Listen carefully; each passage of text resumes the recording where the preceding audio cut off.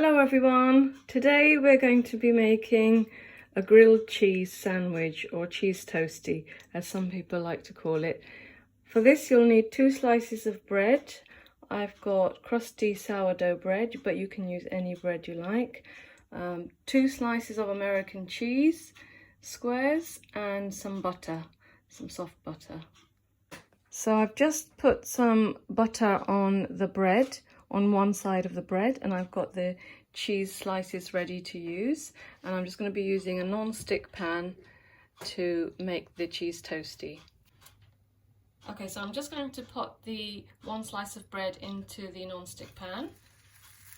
It's going to start to sizzle, and then we put in the American cheese,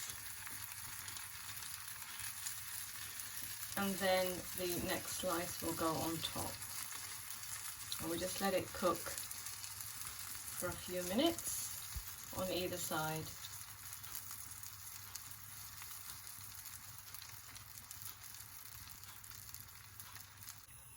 So you need to keep the pan on a low heat and keep turning. This can take a few minutes, up to around 3 to 4 minutes.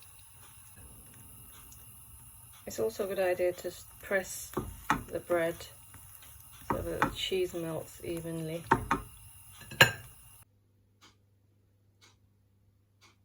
So this is the end result, the perfect cheese toastie or grilled cheese.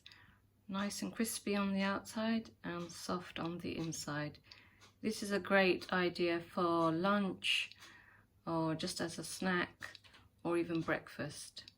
Thank you so much for watching. See you next time. Bye.